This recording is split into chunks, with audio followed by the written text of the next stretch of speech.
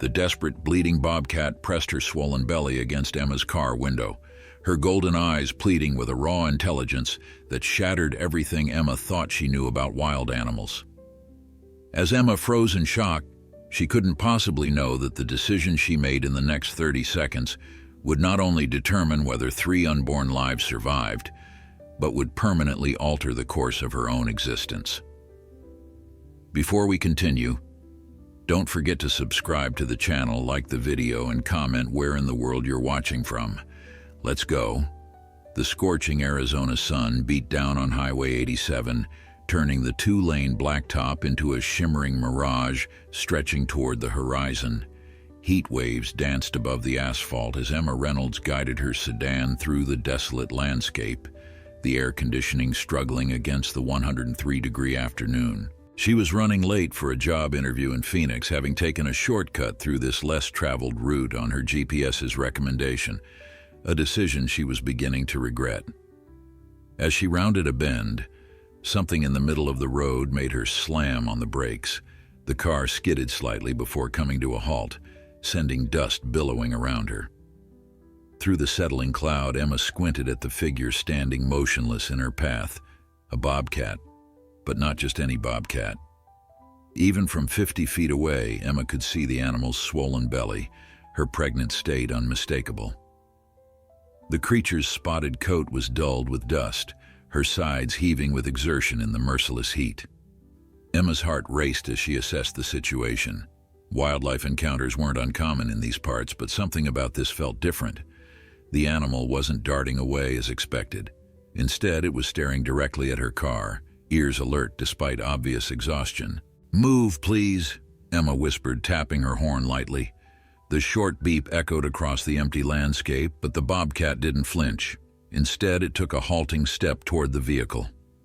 Emma's fingers tightened around the steering wheel. She'd grown up in rural areas and knew enough about wildlife to understand that this behavior was highly unusual. Bobcats were notoriously skittish, avoiding human contact at all costs. Yet this one was approaching deliberately, its movements slow but determined.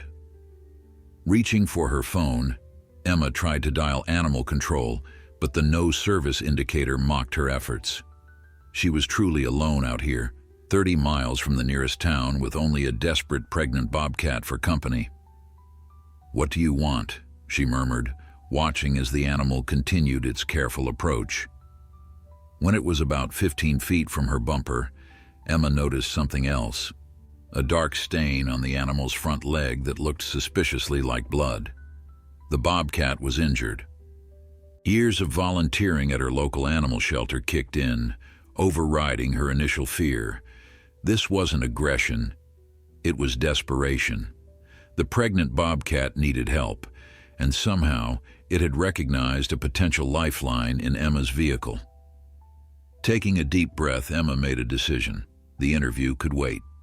Slowly, she shifted the car into park and turned on her hazard lights, though there wasn't another vehicle in sight. From her glove compartment, she retrieved a pair of work gloves she kept for emergencies, and from her lunch bag she pulled out a turkey sandwich. If she was going to help this animal, she'd need to earn its trust. Cracking her window just an inch, she broke off a piece of the sandwich meat and tossed it onto the road between them. The bobcat froze, its golden eyes fixed on the offering. "It's okay," Emma said softly, though she knew the animal couldn't understand her words. "I want to help you." The bobcat approached the meat cautiously, never taking its eyes off Emma.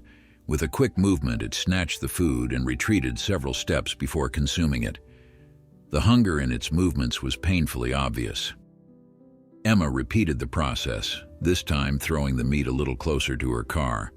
Again, the bobcat approached, this time with slightly less hesitation. Over the next 10 minutes, Emma established a fragile trust, each offering bringing the injured animal closer to her vehicle. What happened next would haunt Emma's dreams for weeks to come. As she prepared to throw another piece of meat, the bobcat suddenly collapsed, its legs giving way as it fell to the hot asphalt. A pained sound, somewhere between a meow and a cry, escaped its throat. Without thinking, Emma opened her car door. The heat hit her like a physical force as she stepped onto the road, her heart pounding with adrenaline. Every instinct told her to stay away from the wild animal, but the sight of the pregnant bobcat lying helpless on the scorching pavement overrode her caution. "I'm going to help you," she promised, approaching slowly with her gloved hands visible. "Just don't claw my eyes out, okay?" As Emma came within reaching distance, the bobcat raised its head, meeting her gaze with startling intelligence. There was no aggression in those amber eyes, only exhaustion, and what Emma could only describe as pleading. This creature was at the end of its strength, driven to seek human help against every natural instinct.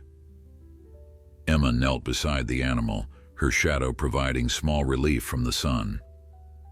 Up close, she could see that the leg injury was worse than she'd first thought, a deep gash that had been bleeding for some time, likely from a run-in with barbed wire or a predator. The bobcat's pregnancy made the situation even more dire. She was fighting for more than just her own life. "Let me see if I have something in the car for that leg," Emma said, keeping her voice low and soothing. She stood slowly and backed toward her vehicle, unwilling to turn her back on the wild animal despite its weakened state. In her trunk, Emma found her emergency kit with basic first aid supplies. It wasn't much, but it might help stabilize the animal until she could get it proper care. As she gathered what she needed, movement in her peripheral vision made her turn. The bobcat had somehow found the strength to stand again and was hobbling toward her car, leaving a trail of small blood droplets on the asphalt. Before Emma could react, the animal had reached her open driver's side door. "Hey, wait!" Emma called out, hurrying back, but it was too late. With surprising agility, despite its injury, the bobcat had pulled itself up and into her car through the open window. Emma froze, her first aid supplies clutched uselessly in her hands. Her car, her only transportation, now contained a wounded, pregnant wild predator. A hysterical laugh bubbled up in her throat as the absurdity of the situation hit her. Her job interview was definitely not happening now. Taking a deep breath, she approached her own car like a stranger might approach a ticking bomb. Through the window, she could see the bobcat had settled in her passenger seat, its body curled protectively around its swollen belly, its injured leg held awkwardly to the side. "This is not how I saw my day going," Emma muttered, considering her options. The closest veterinary clinic was in Payson, about 40 minutes away, if they'd even accept a wild bobcat. The Wildlife Rehabilitation Center was near Phoenix, over an hour in the opposite direction. As she stood deliberating in the heat, a distant rumble caught her attention. Another vehicle was approaching, the first she'd seen since stopping. Through the heat haze, she made out the shape of an old pickup truck. Relief washed over her. Maybe whoever was inside would have better cell service or knowledge of local wildlife resources. Emma waved her arms frantically as the truck approached, signaling for the driver to stop. The pickup slowed, pulling up behind her sedan. A man in his 50s stepped out, his weathered face squinting against the sun as he approached. "You having car trouble, miss?" he called out, keeping a cautious distance, the standard protocol for roadside encounters in these remote areas. Emma gestured toward her car. "Not exactly. I've got a situation. A pregnant bobcat. She's injured and, well, she's in my car now." The man's expression shifted from cautious concern to disbelief. "A live bobcat in your car?" He took a step closer, peering through her rear window, then let out a low whistle when he spotted the animal curled up in the front seat. "I'm Jason BEGS," he said, his voice dropping to a whisper as he turned back to Emma. "I work with the tribal wildlife management on the reservation just east of here. You might be the luckiest person on this highway today." Emma felt tears of relief threatening. "Can you help her? She's pregnant and bleeding." Jason nodded slowly, reaching into his pocket for his phone. "I can do better than that. My daughter is a wildlife veterinarian.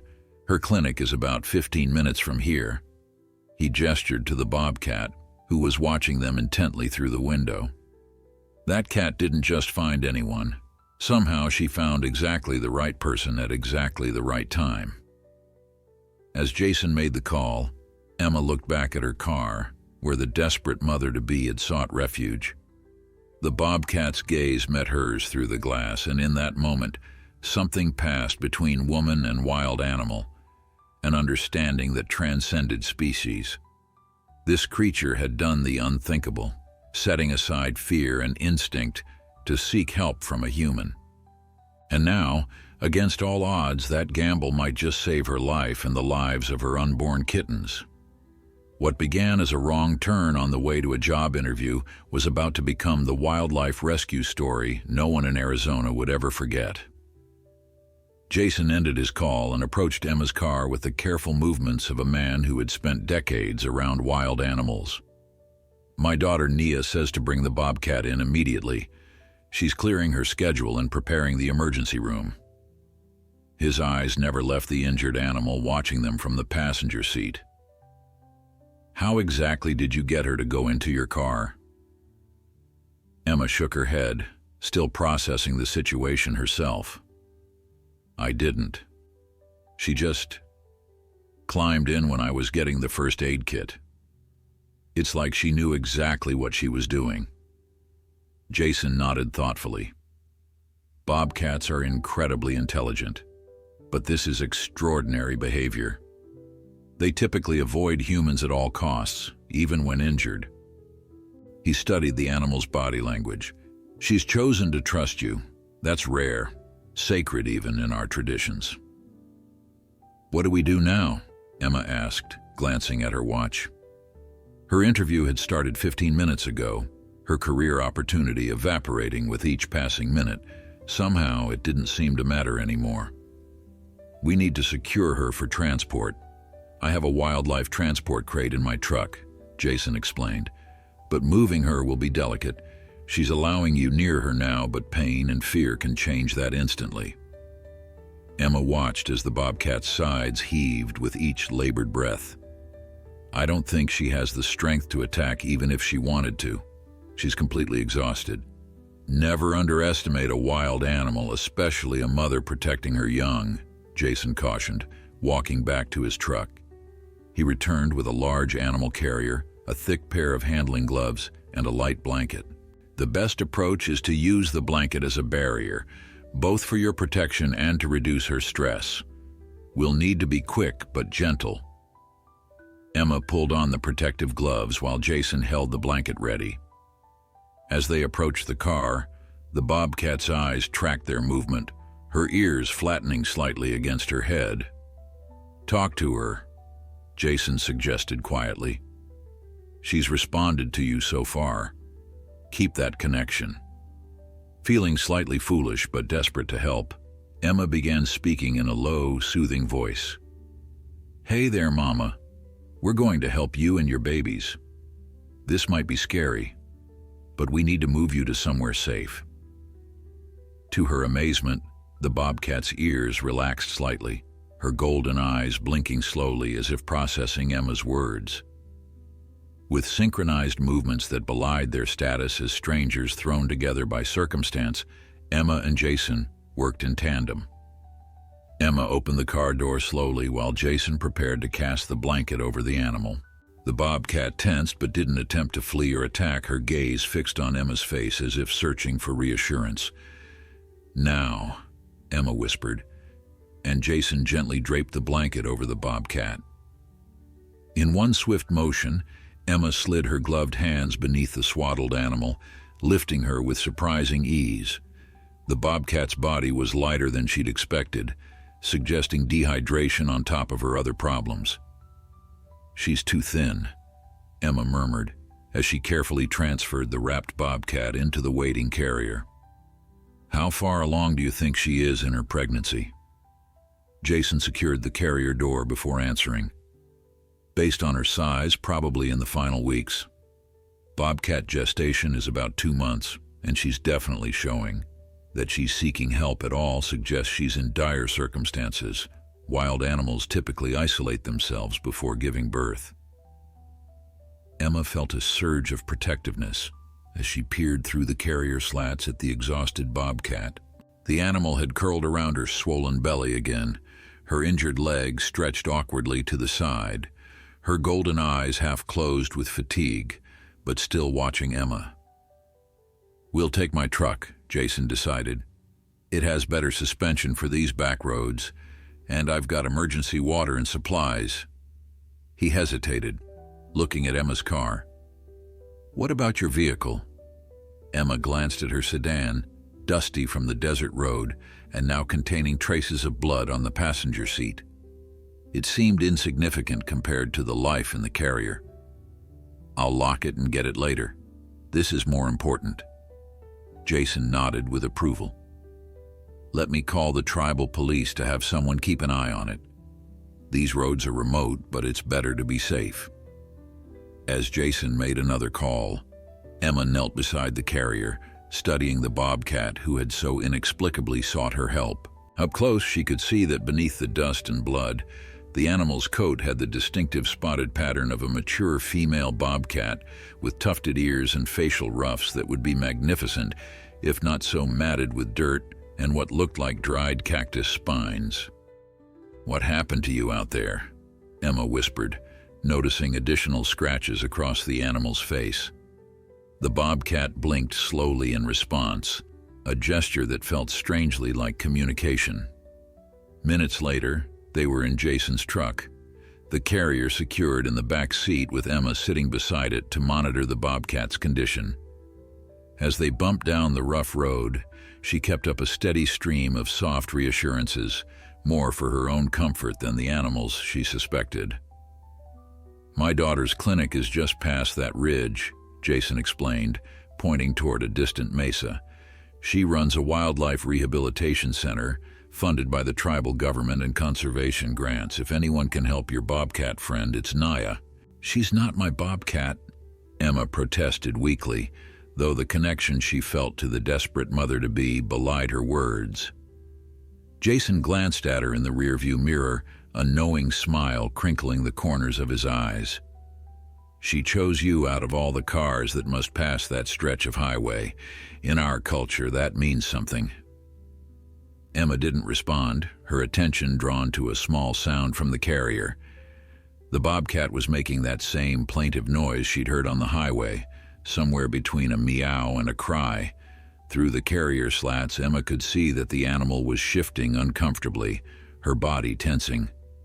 "Jason," she called urgently. "Something's happening. She's in distress." Jason accelerated, the truck bouncing over the uneven terrain. "We're less than 10 minutes out. Keep talking to her. Try to keep her calm." Emma moved closer to the carrier, her face inches from the slats. "Hang on, Mama. Just a little longer. Help is coming." To her surprise, the bobcat responded to her voice, those intelligent eyes finding hers again. The animal's breathing was more labored now, her sides heaving visibly. "I think she might be going into labor," Emma said, panic rising in her throat. "Can bobcats have premature births from stress?" "It's possible," Jason replied grimly, pressing harder on the accelerator. "The injury, dehydration, and stress could trigger early labor. That would complicate things significantly." Emma's heart raced as she watched the bobcat's discomfort increase. The enormity of the situation struck her anew. This wild creature had somehow known to seek human help, had specifically approached her car, had trusted her enough to enter her vehicle, and was now possibly beginning labor in a carrier in the back seat of a stranger's truck. "Almost there," Jason announced as they crested a hill, revealing a cluster of modern buildings nestled against the red rock landscape. The largest structure bore a sign reading Tseyi Wildlife Rehabilitation Center in both English and Navajo. A woman in scrubs was already waiting outside as they pulled up, her dark hair pulled back in a practical braid, her movements efficient as she approached the truck before it had fully stopped. She yanked open the back door, her eyes immediately finding the carrier. "I'm Nia," she said to Emma, her voice calm and authoritative. And you must be the woman who found a bobcat flagging down cars on Highway 87. As if responding to the new voice, the bobcat let out another pained cry, this one more urgent than before. She's in labor, Emma and Nia said simultaneously, their eyes meeting in shared concern. Nia nodded once, decision made. Let's get her inside now. We might be delivering bobcat kittens today. The inside of the rehabilitation center was a flurry of organized chaos as Nia led them through sliding doors into a clinical space that balanced modern medical equipment with natural elements, stone floors, wood accents, and large windows overlooking the desert landscape. Two assistants in scrubs immediately appeared, moving with practiced efficiency as Nia issued rapid-fire instructions. Exam Room 3. It's prepped for emergency delivery, Nia directed them. Emma, I'll need you to stay with us. She's bonded with you, and that connection might keep her calmer. Emma followed, still processing the whirlwind events that had brought her here. Just 2 hours ago, her biggest concern had been arriving on time for an interview at an accounting firm in Phoenix. Now she was about to witness a wild bobcat giving birth. In the examination room, Nia donned protective gloves while one assistant prepared monitoring equipment and another arranged an array of medical supplies on a stainless steel tray. The room was warm. Emma noticed the thermostat set to 80 degrees and softly lit, with none of the harsh fluorescence typical of medical facilities. We need to assess her condition before attempting to remove her from the carrier, Nia explained, her voice calm and methodical. The stress of capture and transport may have accelerated her labor, but her injury is still our primary concern. Blood loss could endanger both her and her kittens. Nia knelt before the carrier, her movements slow and deliberate as she peered through the slats. The bobcat was panting now, her golden eyes wide with distress. She's definitely in labor, but something's not right. Her breathing is too rapid, and she's showing signs of distress beyond normal labor. One of the assistants approached with what looked like a modified ultrasound machine. Dr. BEGS, the portable imaging unit, is ready. Emma, I need your help, Nia said, looking up. She trusts you. I want you to talk to her while we open the carrier and try to get a look at her condition without full sedation. Sedatives could complicate the birth, but we need to treat that leg wound immediately. Emma knelt beside the carrier, her heart pounding. What do I say to her? Whatever you've been saying that's kept her calm so far, Nia replied, preparing a small syringe. This is a mild sedative, enough to take the edge off her fear without endangering the kittens. But I need her cooperative to administer it. Emma took a deep breath and began speaking to the bobcat in the same soothing tone she'd used earlier. Hey there, Mama. These people are going to help you. I know you're scared, but you're safe here. To her amazement, the bobcat's eyes fixed on her face, the panicked panting slowing slightly. That's it, Nia murmured approvingly. Keep talking while I open the carrier door. With practiced hands, Nia unlatched the carrier. The bobcat tensed but remained focused on Emma, allowing the veterinarian to quickly administer the mild sedative via a small injection into the muscle of her haunch. Good girl, Nia praised, closing the carrier again. That should help take the edge off in a few minutes. Now we wait. Jason stood at the back of the room, observing with quiet respect. I've never seen anything like this, he said softly. 30 years working with wildlife, and I've never seen a wild bobcat respond to a human this way. Animals know who they can trust, Nia replied, checking her watch as she monitored the bobcat's response to the medication. And they can sense when they have no other options. This one made a calculated risk approaching a human and somehow chose exactly the right person. Emma felt a surge of emotion at their words. She was no wildlife expert, just someone who'd stopped to help. Yet this wild creature had placed its life and the lives of its unborn young in her hands. After a few minutes, the sedative began to take effect. The bobcat's breathing slowed, her muscles relaxing slightly, though she remained alert, her eyes following Emma's movements. "Now," Nia said quietly, "let's get her onto the examination table." With slow, coordinated movements, they coaxed the bobcat out of the carrier and onto the padded surface of the exam table. Up close, the extent of her condition became clear. Beyond the obvious leg wound, her fur was matted with dirt and cactus spines, her body thinner than it should be for a pregnant female. Despite her distress, she made no attempt to bite or scratch as Nia began a quick examination. "She's severely dehydrated," Nia reported, gently palpating the bobcat's swollen abdomen. "The leg wound has signs of infection, but it's not as deep as I feared. What concerns me more is her overall condition. She's been without proper food or water for days, judging by her state." Nia nodded to an assistant who began preparing an IV line with fluids. "The good news is I can feel at least 3 kittens, and they're moving. She's definitely in labor, but it's not progressing normally. The stress and dehydration have complicated things." Emma remained by the bobcat's head, continuing to speak softly as the medical team worked around them. The animal's trust was fragile but holding, her golden eyes occasionally closing with fatigue before snapping open again to seek out Emma's face. "First priority is cleaning and treating that leg wound," Nia decided. "Then fluids and nutrients to stabilize her condition. If we can get her hydrated and comfortable, her labor might progress more normally." The next 30 minutes passed in a blur of careful medical procedures. Nia cleaned and treated the deep gash on the bobcat's front leg, revealing what appeared to be a puncture wound surrounded by smaller scratches.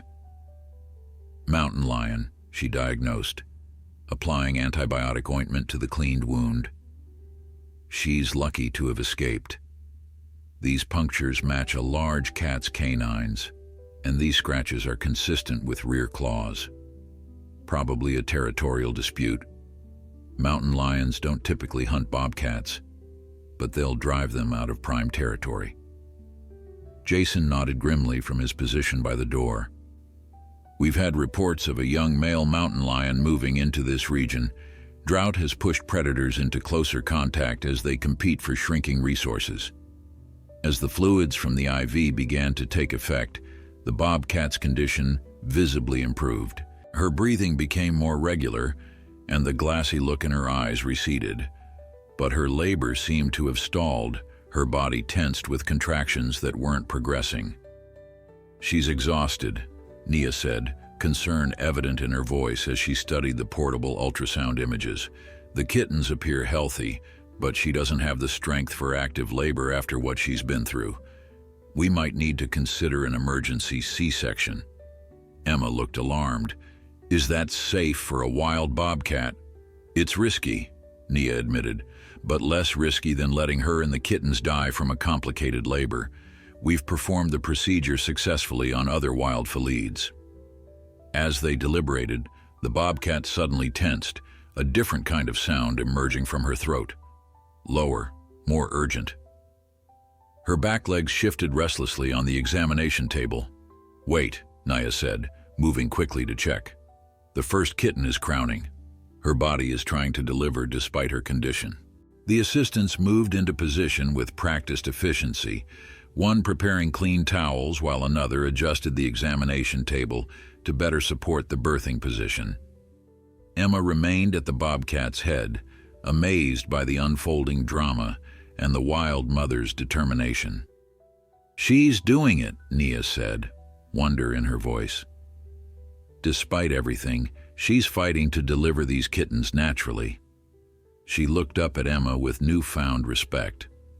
"Whatever connection you formed with her gave her enough security to let her body do what it needs to do. That's extraordinary." As the first tiny, wet bundle began to emerge, Emma found herself holding her breath.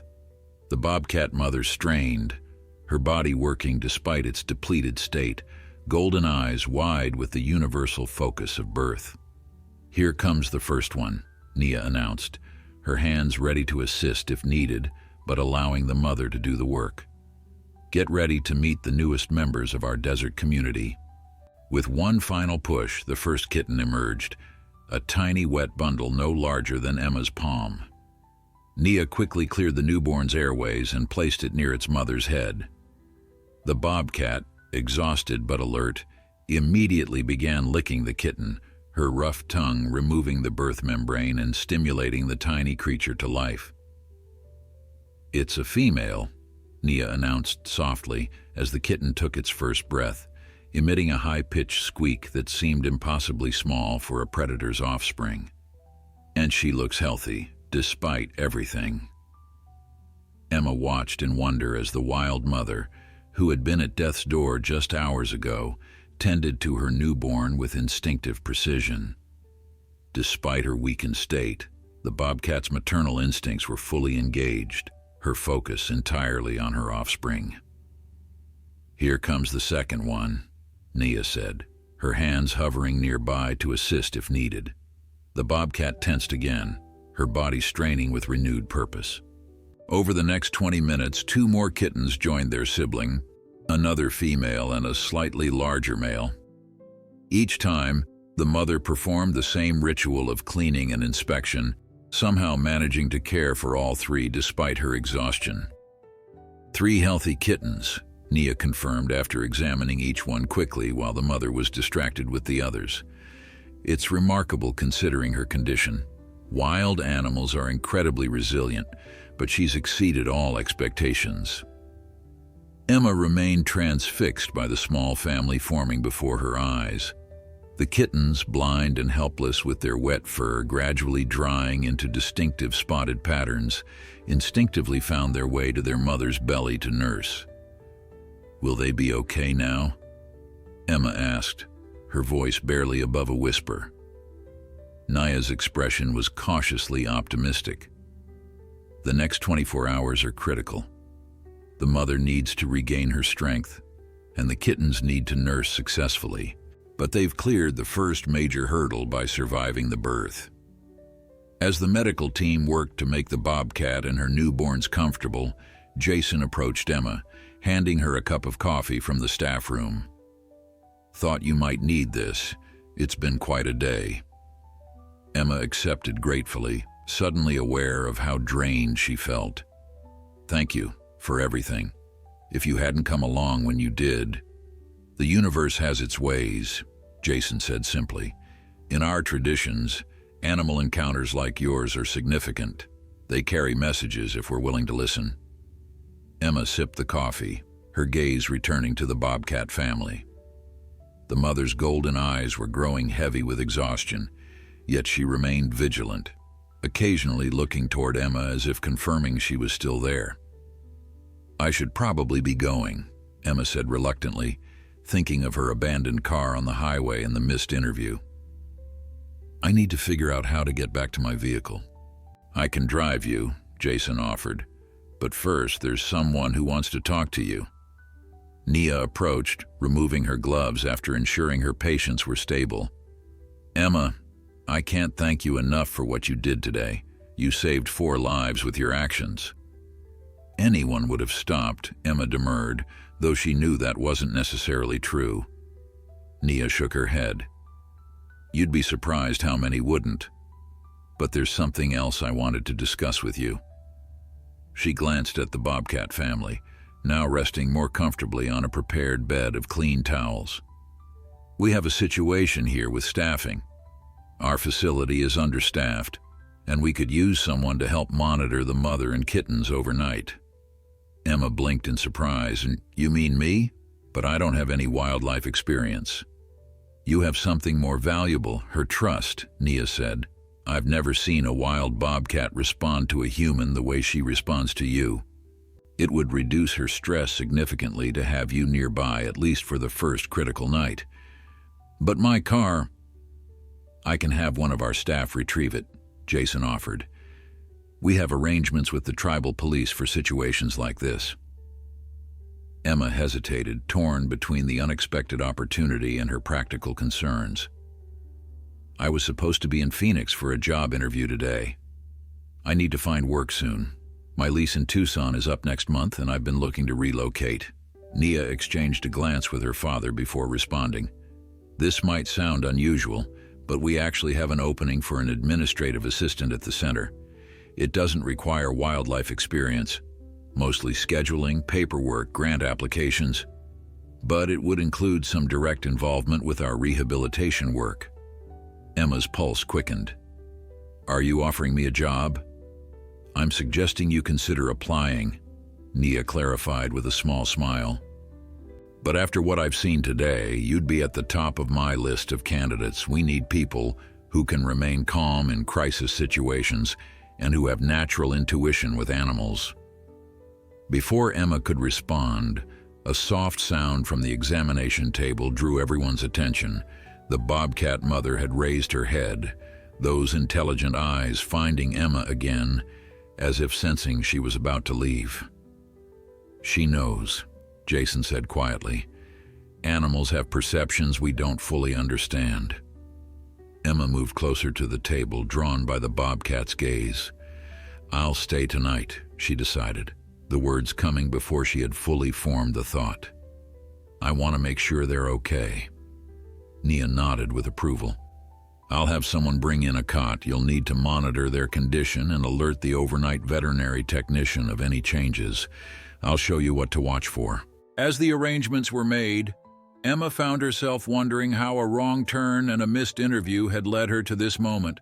Standing guard over a wild bobcat and her newborn kittens in a wildlife rehabilitation center she hadn't known existed that morning.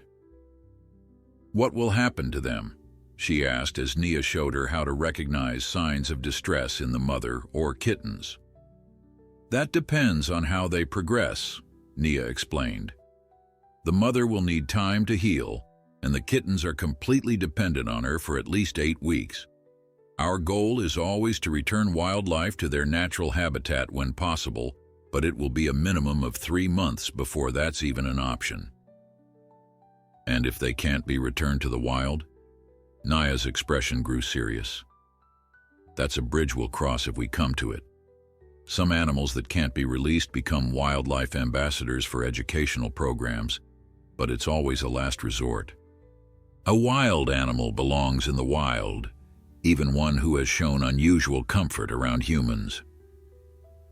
As the center's activity settled for the evening, Emma found herself alone with the bobcat family in the softly lit room.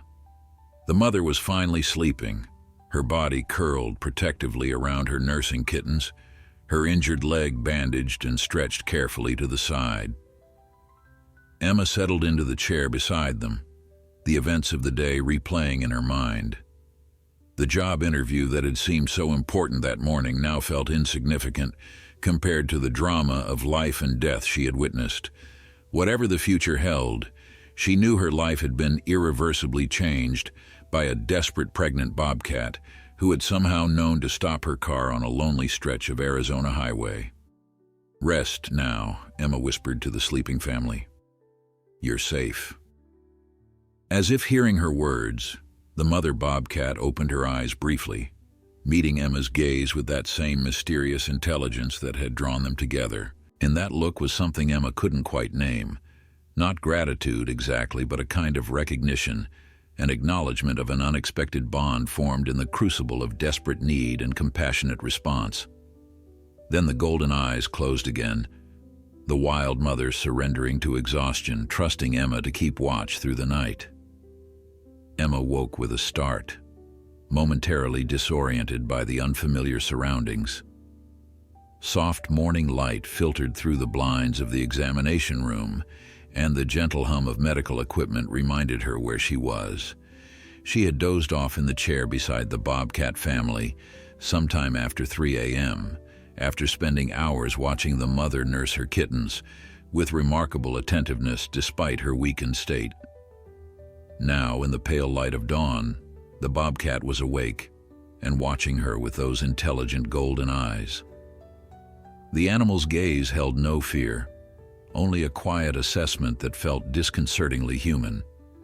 The 3 kittens were curled against her belly, their tiny spotted bodies rising and falling with each breath.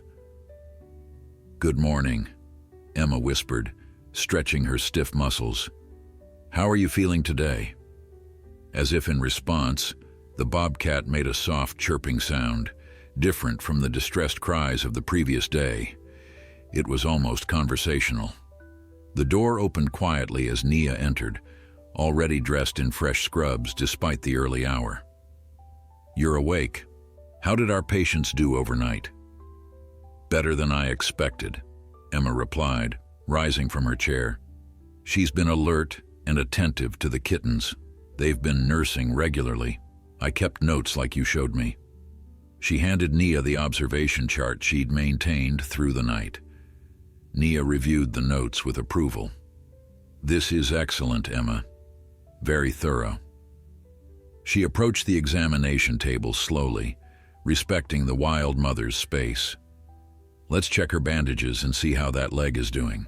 To both women's surprise, the bobcat remained calm as Nia carefully examined the bandaged leg, only tensing slightly when the veterinarian gently palpated around the wound site. The kittens, disturbed by the movement, began making tiny mewling sounds that seemed impossibly delicate for future predators. "The swelling has decreased significantly," Nia noted with satisfaction, "and her hydration levels look much better. She's responding well to the antibiotics." She stepped back, observing the bobcat with professional admiration. "She's remarkably resilient, even by wildlife standards." "What happens now?" Emma asked, unable to keep the concern from her voice. Despite her best intentions to maintain professional distance, she had grown attached to the small family overnight. Nia began preparing fresh bandages. "We'll move them to a more comfortable recovery enclosure later today. It's a quiet space designed specifically for mothers with young, secure but with enough room for her to move around as she regains her strength." As they talked, Jason appeared in the doorway, carrying a tray with coffee and what smelled like freshly baked muffins. "Thought you ladies could use some breakfast. The center's cook makes these amazing blue corn pignon muffins on Wednesdays." "Dad, you're a lifesaver," Nia said, accepting a coffee gratefully. Emma took a muffin, suddenly aware of how hungry she was. "Thank you. Any word on my car?" "Miguel brought it in last night," Jason confirmed. "It's parked outside the center. Keys are at the front desk whenever you're ready to leave." Emma nodded but found herself reluctant to make concrete plans for departure. The thought of simply walking away from the bobcat family felt wrong somehow, like abandoning a responsibility she hadn't known she was accepting when she'd stopped on that highway. "About that job opening," she began hesitantly, meeting Nia's gaze. "I'd like to apply if the offer is still open." Nia and Jason exchanged pleased glances. "It is," Nia confirmed, "but I should warn you, the pay isn't great. The hours can be unpredictable and you'd be living in a very rural area. Most people who work in wildlife conservation do it for the passion, not the paycheck." Emma looked back at the bobcat mother, who seemed to be following their conversation with uncanny attention. "I think I'd like to see this through, to know what happens to her and her kittens. Yesterday felt like, I don't know how to explain it, like I was exactly where I was supposed to be, even though it was the last place I expected to find myself." Jason nodded with understanding. "That's how most of us ended up here. You follow a calling you didn't know you had until it found you." By mid-morning, the bobcat and her kittens had been carefully transferred to a recovery enclosure, a quiet room with soft natural lighting, comfortable bedding, and enough space for the mother to move around while keeping her babies secure. Emma helped with the transfer, her presence continuing to have a calming effect on the wild mother. The enclosure included a small observation area with a one-way glass window, allowing staff to monitor the family without disturbing them. As Emma watched through the glass, the bobcat began methodically arranging the bedding materials, creating a nest-like depression where she settled with her kittens. "She's doing exactly what she would in the wild," Nia explained, standing beside Emma, "creating a secure den for her young. It's a good sign that her natural instincts are intact despite the human intervention." Does she have a name? Emma asked. It feels strange to just call her the Bobcat after everything. Nia smiled. We typically don't name wildlife that might be released to maintain professional distance, but the staff has been calling her Milagro, Spanish for miracle. It seemed fitting given the circumstances. Milagro, Emma repeated softly. The name felt right. As the day progressed, Emma completed paperwork for her application to the administrative position, sat through an informal interview with Nia and the center's director, and was offered the job on the spot. The position came with modest housing, a small cabin on the rehabilitation center's property, which solved her immediate concern about relocating from Tucson. It's not much, Nia apologized as she showed Emma the simple one-bedroom structure later that afternoon. But it's private and close enough that you can respond quickly if needed for emergencies. Emma surveyed the rustic cabin with its basic furnishings, small kitchen, and front porch, overlooking the desert landscape. Through the window, she could see the main rehabilitation building where Milagro and her kittens were recovering. It was nothing like the sleek apartment in Phoenix she'd imagined herself living in after landing the accounting job, but something about it felt inexplicably right. It's perfect, she decided. When can I start? How about now? Nia suggested. We could use your help monitoring Milagro and her kittens over the next few days. You could drive back to Tucson on the weekend to pack your things. Later, as the desert sun began its descent toward the horizon, painting the landscape in brilliant oranges and reds, Emma returned to the observation window. Milagro was awake, grooming her kittens with methodical attention. As if sensing Emma's presence, she looked up directly at the one-way glass, her gaze unerringly finding the exact spot where Emma stood watching. That's uncanny, whispered the veterinary technician who had joined her. She shouldn't be able to tell anyone's there. We have a connection, Emma said simply. I can't explain it either. What had begun as a random encounter on a desert highway had transformed into something profound, a bond between species that defied conventional understanding. As Emma watched the wild mother caring for her kittens, she realized that in saving Milagro, she had also found a new direction for her own life, one she had never anticipated, but that now felt inevitable. The next 2 weeks passed in a blur of activity as Emma settled into her new role at the Tsei Wildlife Rehabilitation Center. She had driven back to Tucson over the weekend, packed her modest belongings into her sedan, and said goodbye to a life that suddenly felt like it belonged to someone else. Her landlord had been surprisingly understanding about breaking her lease early, especially after hearing the extraordinary circumstances. Now, as she organized files in the small administrative office adjacent to the main treatment area, she found herself pausing frequently to check the monitors displaying live feeds from various recovery enclosures throughout the facility. Her eyes always lingered longest on the one showing Milagro and her kittens. The wild mother's recovery had been remarkable. The infection in her leg had responded well to antibiotics, and proper nutrition had rapidly restored her strength. The kittens were thriving too. Their eyes had opened 5 days after birth, revealing the same golden hue as their mothers, and they were growing noticeably each day, their movements becoming more coordinated as they explored their protected environment. You're supposed to be updating our grant applications, not watching BOBCAT TV, Nia teased as she entered the office. Though her smile showed she understood the pull those monitors had on everyone at the center, Emma laughed, turning back to her computer. Sorry, I just can't believe how fast the kittens are growing. They've practically doubled in size since I started here. Bobcat kittens develop quickly, Nia confirmed, setting down a stack of veterinary reports. They'll be ready for solid food in another 2 weeks, and completely weaned by around 8 weeks. In the wild, they'd start accompanying their mother on hunts at about 3 months. And when might they be released? Emma asked, the question she'd been hesitant to voice finally finding its way out. Nia's expression turned thoughtful. That's complex. Ideally, once the kittens are around 6 months old and have learned basic hunting skills from their mother. But, she hesitated, but what?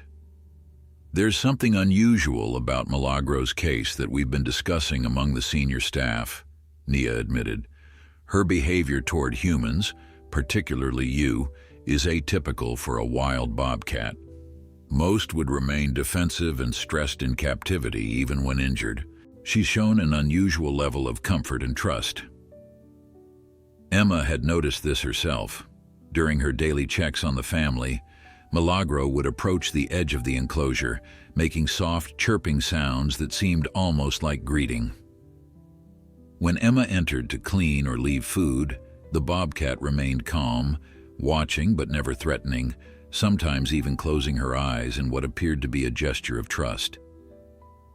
"What does that mean for her rehabilitation?" Emma asked, concerned. "We're not sure yet," Nia replied honestly.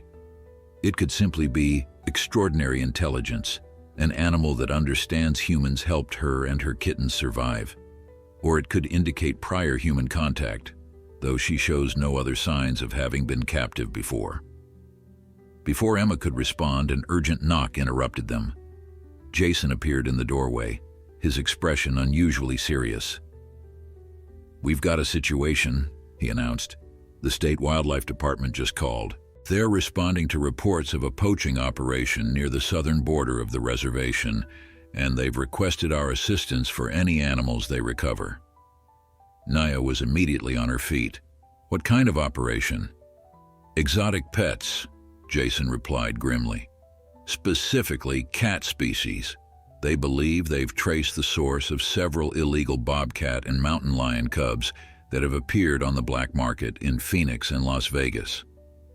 Emma felt a chill run through her. "You think Milagro might have escaped from poachers?" "It would explain some things," Jason acknowledged. "The unusual human comfort, the desperate approach to your car in a populated area. She might have been captive but escaped during transport. The puncture wound we attributed to a mountain lion could have been from a capture device," Nia added, her medical mind quickly reassessing. "And her desperation to find help might not have been just about the injury and impending birth.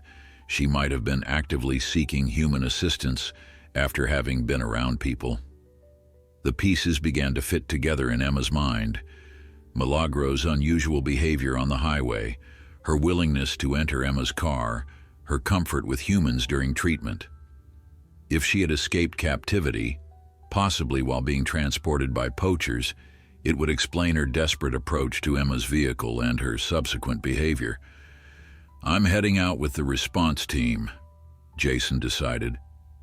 "Nia, can you prepare the medical facilities for possible incoming animals?"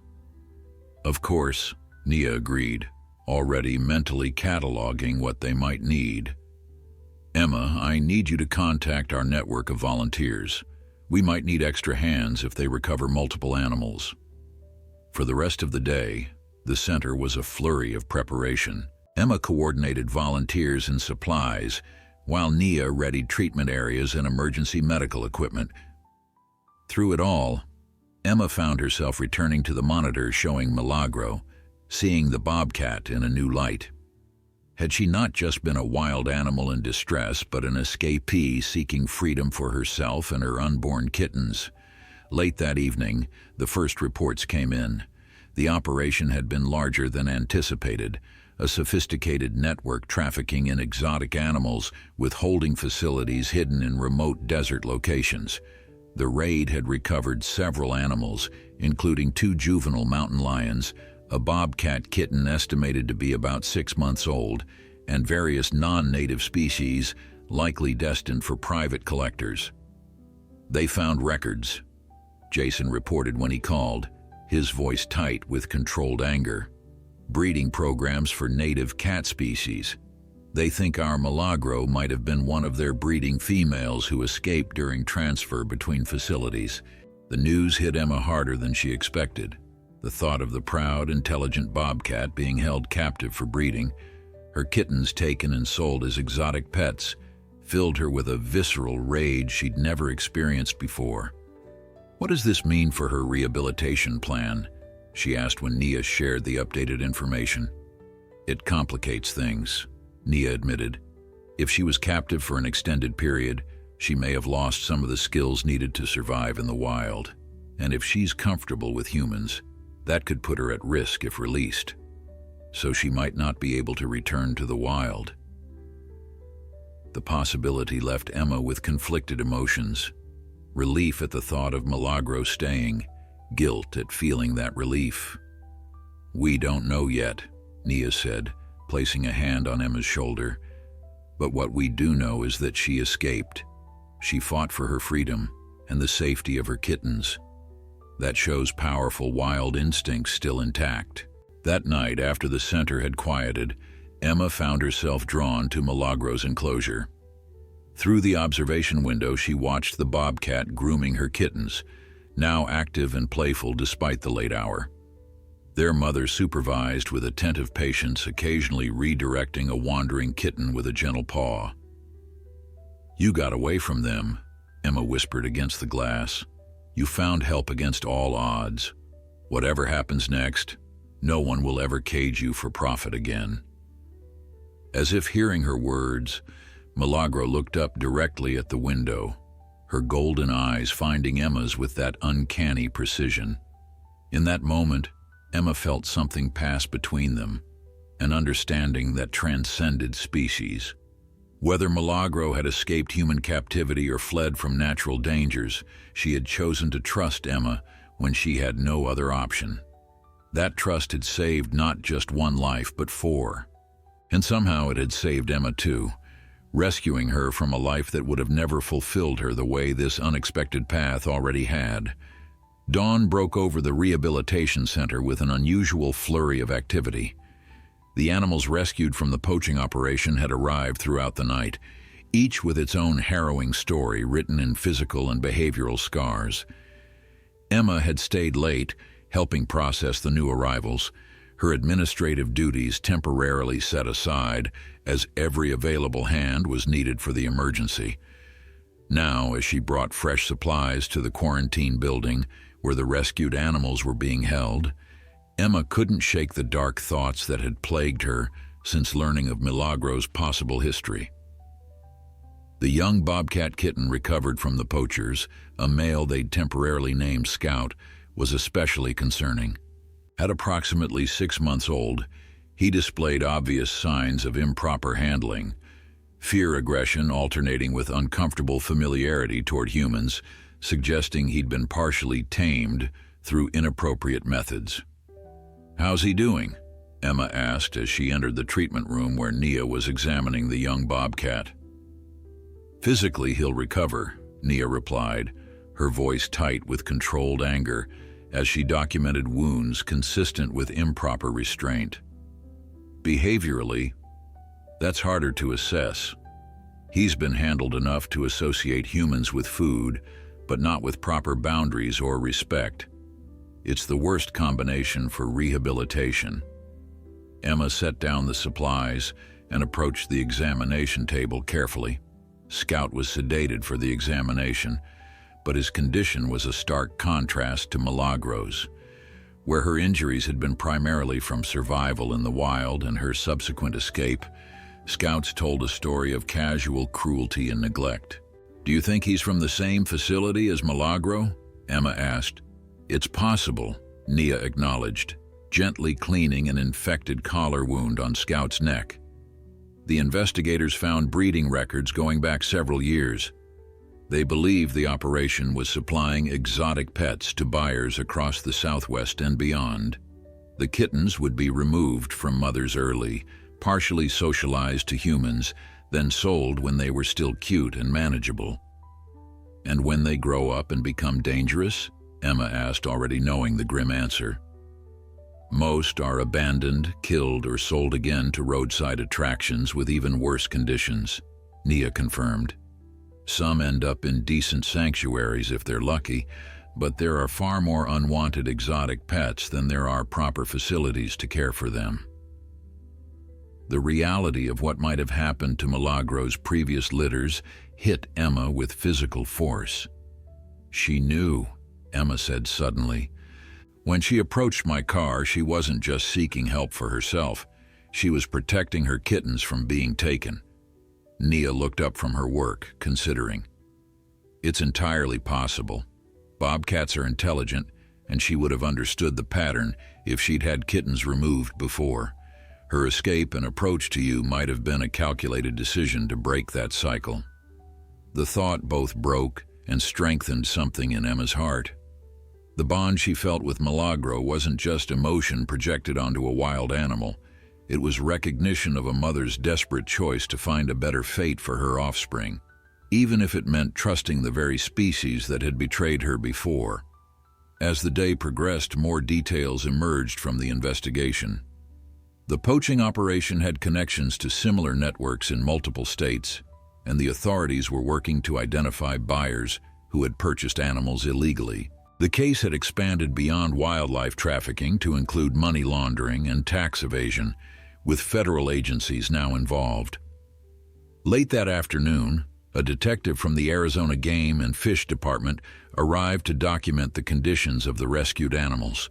Tall and serious with prematurely gray hair, Detective Sandoval moved through the center with the quiet intensity of someone who had seen too many similar operations. "We've identified at least 20 bobcats and 15 mountain lions that passed through their breeding program in the last 3 years, he explained, as Nia and Emma showed him the recovered animals. "Based on microchips found in some of their other animals and photographs recovered from their files, we believe your female bobcat, Milagro, was indeed one of their breeding stock." "Can we see the evidence?" Emma asked, her protective instincts flaring. "We need to understand her background to develop an appropriate rehabilitation plan." Detective Sandoval hesitated, then nodded. "I can share the relevant files, just be prepared. These operations aren't known for humane conditions." In the center's conference room, he opened a laptop and pulled up a series of photographs. Emma felt her stomach clench as images appeared on screen. Rows of small, barren cages in a warehouse-like setting, each containing wild cats in various states of distress. In one image, a female bobcat that was unmistakably Milagro paced in a cage barely twice her body length, her previous pregnancy evident in her swollen belly. This was taken approximately 5 months ago at their facility outside Nogales, Detective Sandoval explained. "Based on the dates in these images, we believe she had a litter shortly after this was taken, and was likely pregnant again with her current kittens when she escaped during transport between facilities." "Transport?" Nia questioned, studying the images with professional detachment that barely concealed her anger. "They were moving operations after a near miss with authorities," the detective explained. "According to one of the suspects now cooperating, a vehicle carrying several animals crashed on a back road about 30 miles from where your employee found her. 2 animals escaped, Milagro and another bobcat they never recovered." The timeline aligned perfectly. The crash would explain Milagro's injuries, her desperation on the highway, and her willingness to approach humans after escaping captivity. "She didn't just randomly find me," Emma realized. She was actively looking for help and recognized a car as her best chance. "These animals are smarter than most people give them credit for," Detective Sandoval agreed. "And mothers protecting their young are capable of extraordinary things across species." Later, after the detective had gone, Emma found herself outside Milagro's enclosure again. The bobcat was watching her kittens play, their coordination improving daily as they wrestled and pounced on each other. When she noticed Emma, Milagro approached the glass, making the soft chirping sound that had become familiar over the past weeks. "You knew exactly what you were doing," Emma whispered. "You made a choice that day on the highway." Milagro pressed a paw against the glass directly opposite Emma's hand, a gesture she had begun making recently that never failed to send chills down Emma's spine. The barrier between them was both necessary and symbolic. a reminder that despite their connection, they remained separated by the fundamental divide between wild and human worlds. "We need to talk about Milagro's rehabilitation plan," Nia said later that evening as she and Emma reviewed the day's records. "With confirmation of her history in captivity, we need to reassess our approach." "What are the options?" Emma asked, bracing herself for difficult possibilities. "We have 3 paths," Nia explained. "Attempt rehabilitation for full release, which is now more challenging given her captive history. Consider her for permanent sanctuary placement, possibly as an educational ambassador, or attempt a modified release in a protected area with supplemental monitoring." The weight of these choices settled heavily on Emma's shoulders. Whatever they decided would determine not just Milagro's fate, but that of her 3 kittens as well. The Rehabilitation Center's conference room was unusually full for the meeting about Milagro's future. In addition to the regular staff, representatives from state wildlife agencies, tribal authorities, and even a federal wildlife biologist had gathered to discuss the complex case that had captivated everyone involved. Emma sat quietly near the back, feeling somewhat out of place among the wildlife professionals despite her now official role at the center. Yet she knew her perspective was valuable. No one else had the same connection with Milagro that had begun on that desert highway. Nia stood at the front of the room presenting the case with clinical precision, while images of Milagro and her kittens appeared on the screen behind her. "Based on our assessments and the evidence from the poaching investigation, we've confirmed that Milagro was captive for approximately 2 years. During that time, she likely produced at least 2 previous litters that were taken for the illegal exotic pet trade." Emma felt a renewed surge of anger at this confirmation. The thought of Milagro's previous kittens being sold as novelty pets to people who couldn't possibly provide appropriate care was infuriating. "Despite her captive history," Nia continued, "Milagro has maintained strong wild instincts. She's showing appropriate maternal behavior with her current litters and has begun demonstrating hunting behaviors even in the limited context of her recovery enclosure." The federal biologist, Dr. Reyes, leaned forward. "What about her unusual comfort with humans? That's typically a disqualifier for full release." "That's where her case becomes unique," Nia acknowledged. "Her comfort appears selectively directed rather than general. She's formed a specific bond with our staff member Emma Reynolds but remains appropriately cautious with other humans. We believe this represents learned discernment rather than inappropriate habituation." All eyes turned briefly to Emma, who shifted uncomfortably under the scrutiny. "The kittens complicate matters further," Jason added from his position near the door. "They've had no direct human handling beyond necessary medical care, but they've been born in captivity. Their developmental windows for learning wild behaviors are approaching critical periods." The discussion continued for nearly an hour, with experts debating various approaches to rehabilitation. Emma listened intently, learning more about wildlife management principles and the ethical considerations that guided these decisions. The complexity of balancing animal welfare, conservation goals, and practical realities was far more nuanced than she had previously understood. Finally, Dr. Reyes posed the question directly to Emma. "Ms. Reynolds, you've had the closest contact with this animal. What's your assessment of her potential for successful release?" Emma took a deep breath, gathering her thoughts. "Milagro is wild at her core. Everything I've observed suggests she accepted human help out of desperate necessity, not because she's lost her natural instincts. She's protective of her kittens, cautious around most humans, and her behavior becomes increasingly wild as her strength returns." She paused, choosing her next words carefully. "But she's also intelligent enough to have recognized humans as a potential resource in crisis. I don't think that calculated awareness makes her less wild. It makes her an exceptional survivor." A thoughtful silence followed her words. Then Dr. Reyes nodded slowly. That aligns with what we've observed in certain cases of exceptional wildlife intelligence. The ability to adapt to human presence without becoming dependent on it can actually indicate stronger survival potential, not weaker. After further discussion, a consensus began to emerge. Milagro and her kittens would be candidates for a modified release program, one that would give them freedom while providing initial support and monitoring to ensure their successful transition back to the wild. There's a remote area within the tribal wilderness preserve, Jason suggested. It has suitable habitat, natural prey, and minimal human presence, but could be monitored with wildlife cameras and tracking. We could construct a soft release enclosure that would allow them to acclimate to the area while still receiving supplemental food as needed. By meeting's end, a comprehensive plan had been developed.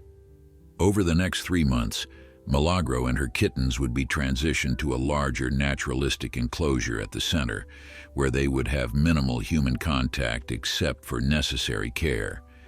The kittens would be exposed to appropriate environmental enrichment to develop hunting skills.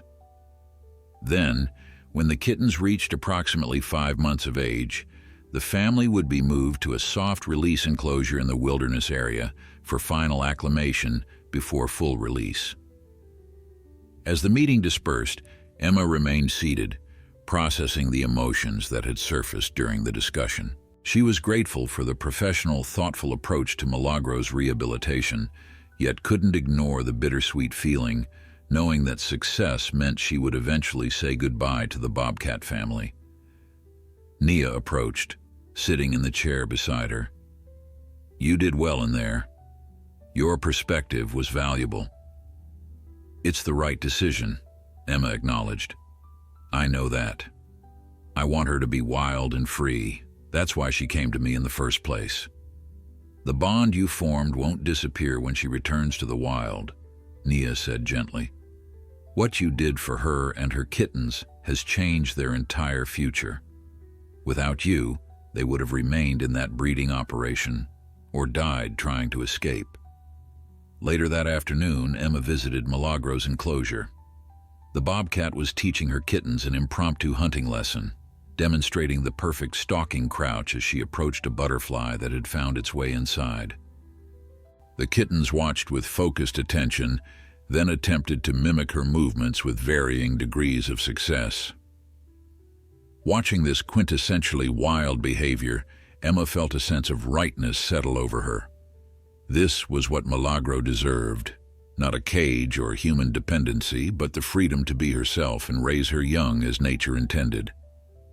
When Milagro noticed Emma's presence, she approached the glass with her now familiar greeting chirp. Emma pressed her hand against the barrier, matched on the other side by Milagro's paw. "You're going to be okay," Emma whispered.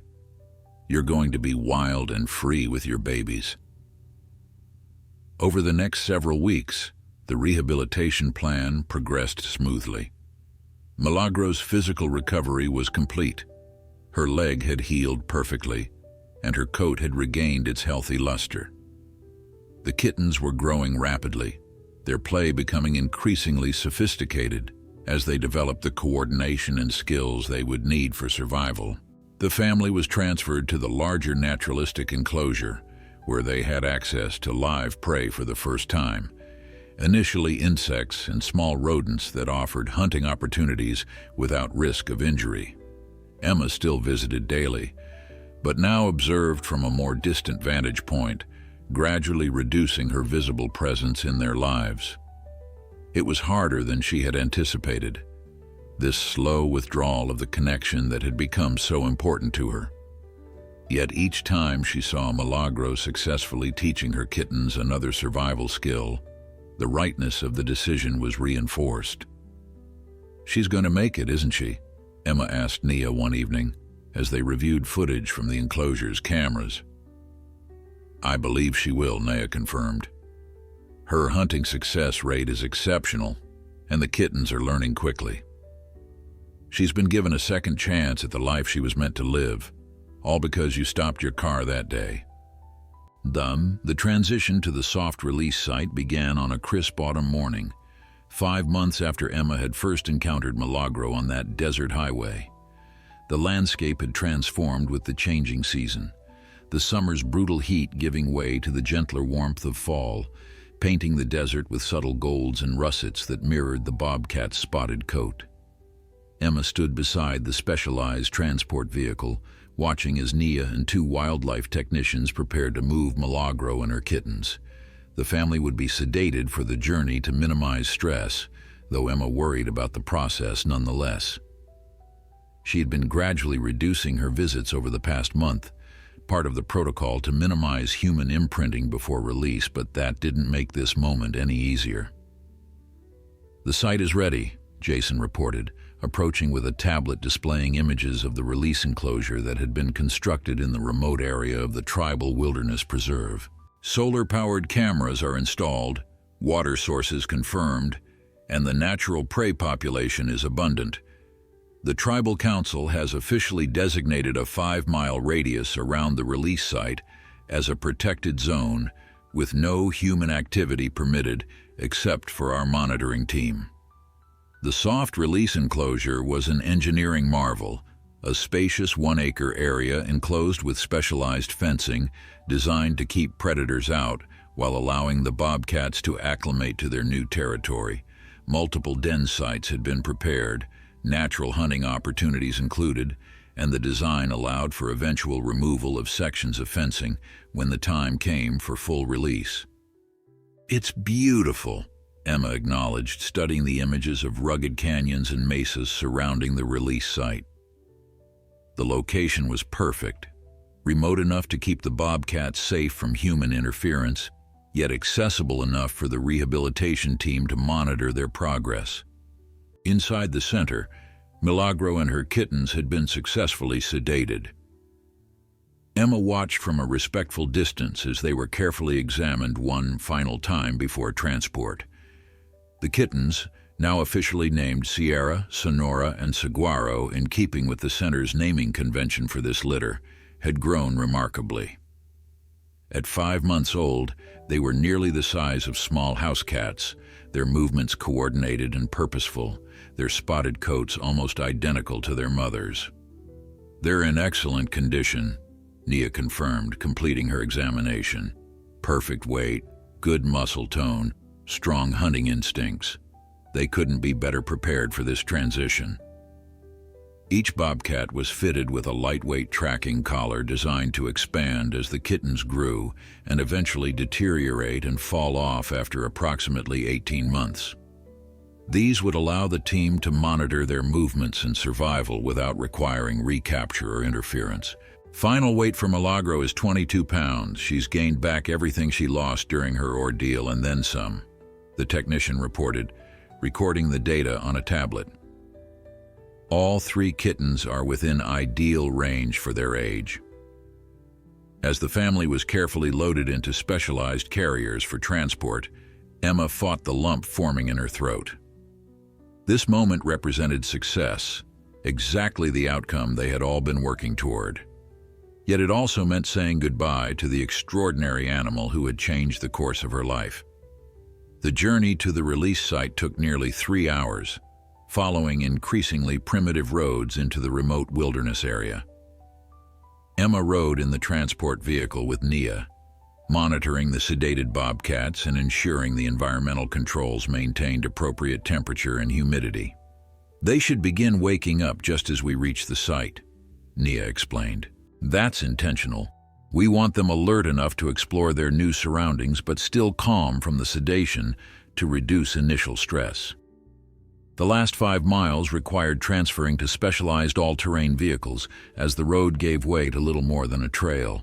The team moved with practiced efficiency, their movements deliberate and conversation minimal. Everyone understood the importance of making this transition as smooth as possible. The soft release enclosure appeared over the crest of a small rise, blending remarkably well with the surrounding landscape. Natural materials had been used wherever possible, the fencing strategically placed to utilize existing rock formations as boundaries. From most angles, it was nearly invisible, exactly as intended. "Time to get them settled," Nia directed, as the carriers were carefully unloaded. "Emma, I'd like you to help with Milagro. She'll be disoriented when she wakes, and your presence might help ease the transition." Emma nodded, unable to speak past the emotion tightening her throat. She helped position Milagro's carrier near the main den site that had been prepared inside the enclosure, the kittens placed nearby. With practiced movements, the carriers were opened in a way that would allow the bobcats to exit when they were ready, without forcing them into the open. The team retreated to the observation blind about 50 yards away, where they could monitor the family's first exploration of their new environment without being seen. Through high-powered binoculars, Emma watched as Milagro was the first to stir, raising her head groggily as the sedation began to wear off. "Look at her assessment," Jason whispered beside her. "Classic wild behavior." Milagro had emerged cautiously from her carrier, her body low to the ground as she scanned her surroundings. Her ears swiveled independently, catching every sound, her nose testing the air for unfamiliar scents. After several minutes of careful observation, she began a methodical exploration of the enclosure, moving from one natural feature to another, marking territory as she went. The kittens emerged more slowly, initially staying close to their carriers before venturing out to follow their mother. Their behavior mirrored hers perfectly, evidence of the critical wild skills she had successfully taught them despite their birth in captivity. "This is textbook perfect," Nia murmured, making notes on her tablet. "She's teaching them exactly what they need to know, assessing for threats, identifying resources, establishing territory boundaries." As the afternoon progressed, the team observed the family's exploration from a distance. Milagro found each of the den sites that had been prepared, investigating them thoroughly before selecting the most defensible one beneath a rock overhang.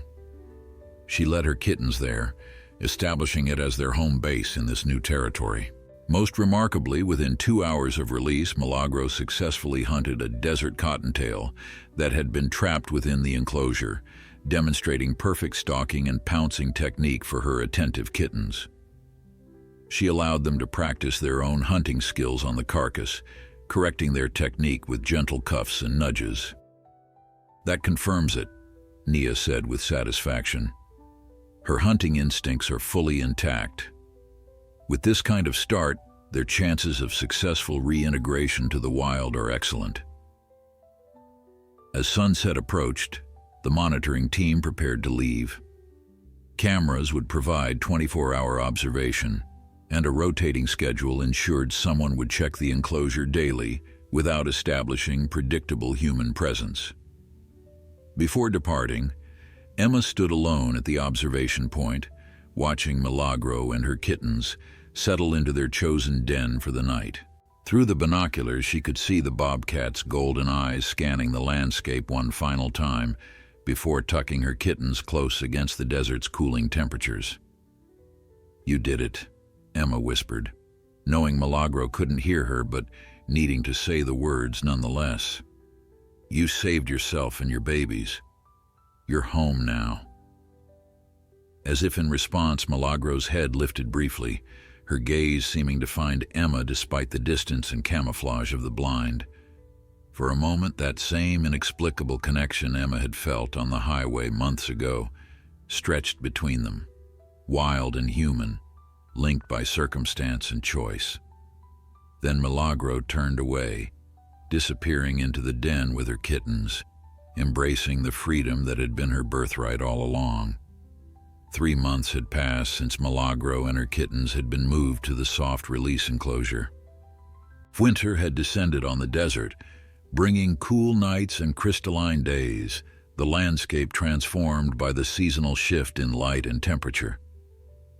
Throughout this time, the monitoring team had maintained their careful distance, observing the bobcat family's progress through cameras and occasional direct observation from blinds positioned well away from the enclosure. Today marked the culmination of their rehabilitation journey, the final stage of release, when sections of the enclosure fencing would be removed to allow Milagro and her kittens complete freedom to roam their natural habitat. Emma stood beside Jason and Nia at the observation point, reviewing the data one final time before proceeding. The reports were unanimously positive. The family had thrived in the semi-wild environment, demonstrating all the behaviors necessary for survival.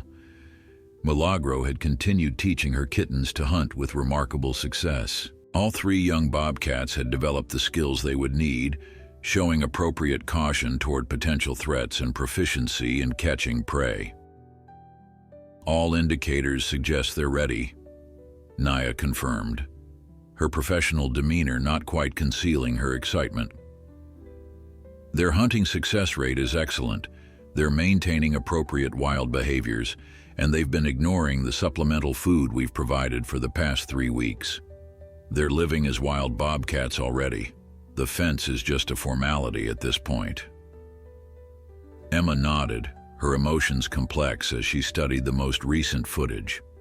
Milagro had filled out into magnificent physical condition, her coat thick and lustrous for winter, her movements powerful and confident. The kittens, now technically juveniles, had grown significantly, their playfulness increasingly balanced with the focused intensity of developing predators. The tribal council sent representatives for the release, Jason added. For them, this is more than wildlife conservation, it's spiritual restoration, returning a sacred animal to ancestral lands that were once systematically emptied of predators. The removal of the fencing had been carefully planned to create minimal disturbance.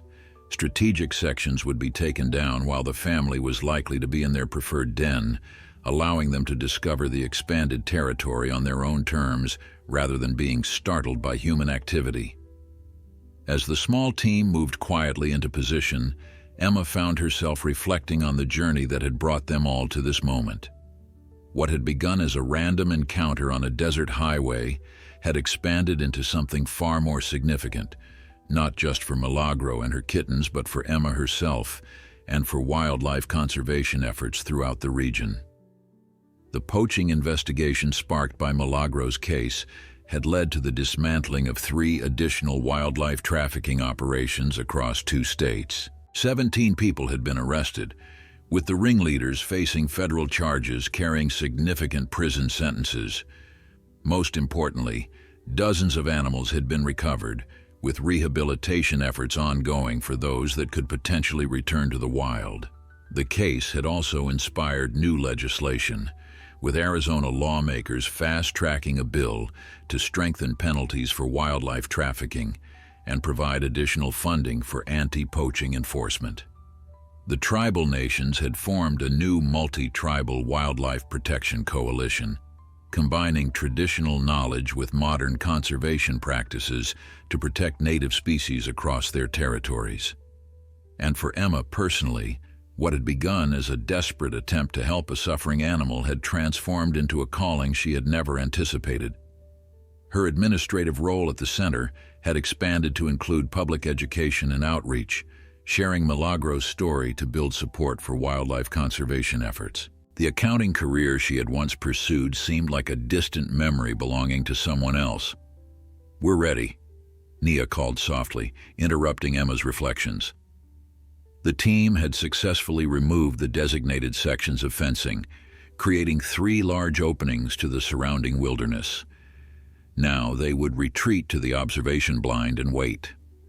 The late afternoon light cast long shadows as they settled into the camouflage structure, binoculars and cameras ready to document this final milestone. For nearly 2 hours, nothing happened. The forest remained quiet except for the occasional call of a bird or rustle of wind through the juniper trees. Then, just as the light began to fade toward sunset, movement caught their attention. Milagro had emerged from the main den, her posture alert, as she detected the change in her environment. With characteristic caution, she began investigating, discovering the first opening in the fence that had previously defined her territory. The bobcat paused at the threshold, her keen senses assessing this new development. Behind her, the 3 juveniles appeared, mirroring their mother's cautious approach. For several minutes, the family examined the opening, Milagro occasionally marking the boundary with scent, before finally taking that momentous step beyond the enclosure and into true freedom. "She's done it," Nia whispered, emotion evident in her voice despite her scientific detachment. "Complete rehabilitation and release of a formerly captive breeding female. This will be a case study for years to come." Emma couldn't speak, her throat too tight with emotion as she watched through binoculars. Milagro led her offspring into the wilderness with confident steps, occasionally pausing to ensure they followed correctly, teaching them to navigate this expanded territory just as she had taught them to hunt and hide and survive. As darkness settled over the landscape, the team reluctantly prepared to leave. The cameras would continue monitoring the area, but this moment marked the end of direct human involvement in Milagro's journey. From this point forward, she and her kittens would live truly wild lives, free from both the cages of poachers and the well-intentioned care of rehabilitators. "Are you okay?" Nia asked gently, noticing Emma's silence as they packed their equipment. "Yes," Emma replied after a moment, surprised to find it was true. This is exactly what was supposed to happen. She was never meant to be a pet or a permanent resident at the center. This is her victory, not just ours. As they made their way back to the vehicles in the gathering darkness, Emma paused for one last look toward the wilderness that had reclaimed the Bobcat family. Though she could no longer see them, she knew they were out there. Milagro leading her kittens into their ancestral territory, writing a new chapter that erased the captivity that had nearly been their fate. 6 months later, Emma stood before an audience of wildlife conservation supporters, sharing Milagro's story as part of a fundraising event for expanded anti-poaching efforts. Behind her, a large screen displayed remarkable footage, captured just weeks earlier by one of the monitoring cameras. The video showed Milagro and her now nearly grown offspring moving confidently through their territory. The juveniles were becoming independent, sometimes traveling separately from their mother while remaining within her extended range. All 4 bobcats appeared healthy and fully adapted to wild living, their movements displaying the natural wariness and efficiency of animals completely at home in their environment. What began as a desperate encounter on Highway 87 has become a symbol of resilience and hope, Emma explained to the rapt audience. Milagro didn't just survive, she thrived. And in doing so, she helped expose criminal wildlife trafficking, inspired new protection laws, and demonstrated that even animals with traumatic histories can return to the freedom they deserve. As the event concluded, a tribal elder who had been involved in the release approached Emma. "You know, in our traditions, animal encounters carry meaning," he said thoughtfully. "When Milagro chose you that day, she wasn't just seeking help for herself. She was creating ripples that would help many others." Emma nodded, understanding the truth in his words. One desperate bobcat's decision to approach a human had expanded into protection for countless wild animals. One chance encounter had redirected the course of Emma's life toward purpose rather than mere employment. That evening, as the desert stars emerged above the rehabilitation center, Emma walked to the ridge overlooking the direction of Milagro's territory, many miles distant. Though they would never meet again, the connection remained, a thread woven into the fabric of both their lives, binding wild and human worlds in mutual respect rather than exploitation. Somewhere in the vastness of the wilderness, Milagro was teaching her offspring the final lessons they would need before establishing their own territories, continuing a cycle unbroken despite human interference. And here, Emma continued the work that their encounter had inspired, ensuring other wildlife would have the same chance at freedom. 2 lives forever changed by a moment of desperation and compassion on a desert highway, each now exactly where they were meant to be,